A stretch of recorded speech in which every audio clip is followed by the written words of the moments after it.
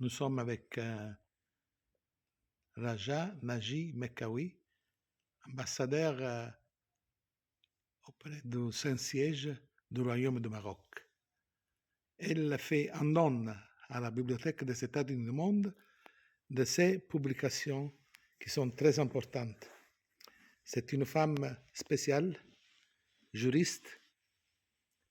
Elle a fait des études importantes pour valoriser le Royaume du Maroc, le rôle de la femme, et surtout, elle était la première femme qui Sa Majesté a nommée comme ambassadeur auprès de son siège.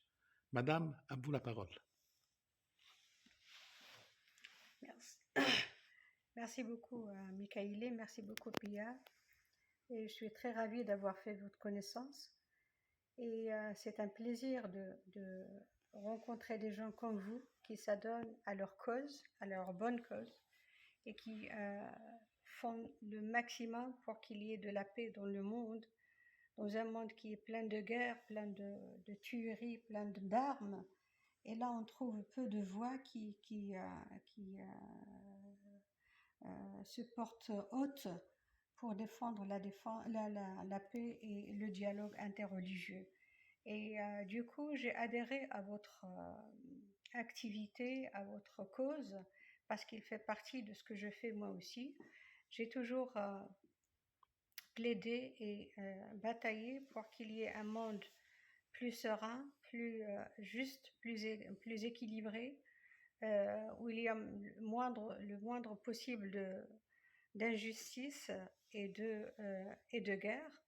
Et donc, du coup, bien que je sois juriste de souche, mais j'ai investi profondément dans le domaine du dialogue culturel, interreligieux, intercivilisationnel.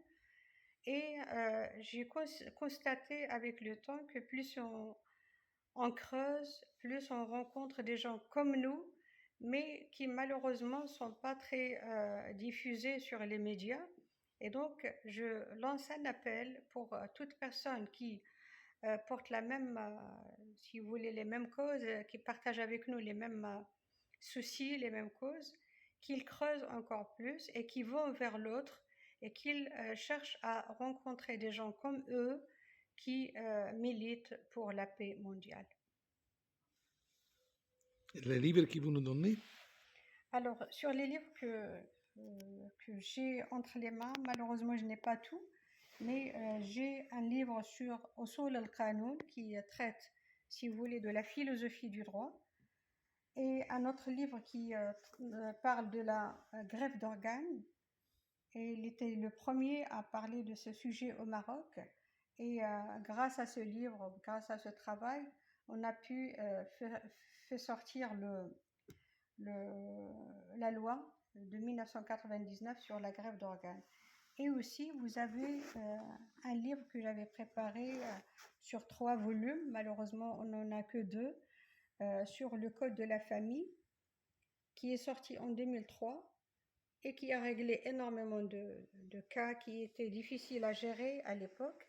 Mais maintenant, il est en cours de révision aussi parce que l'application a démontré certaines failles, certaines, je dirais, petites lacunes. Et là, Sa Majesté le Roi a donné ses instructions pour qu'on révise ce code. Il y a pratiquement maintenant plus d'1 an.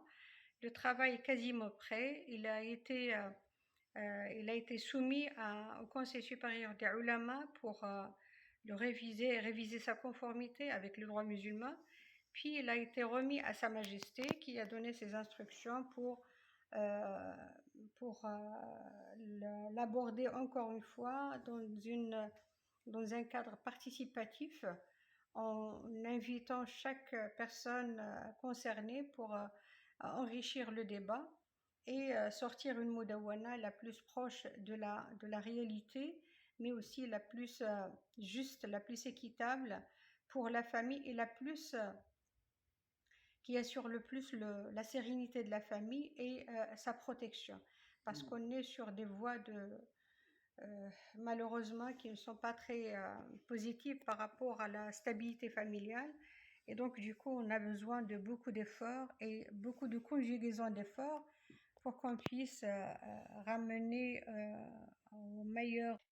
Le royaume du Maroc et le Saint-Siège se partagent les mêmes soucis, les mêmes valeurs, les mêmes principes et préceptes.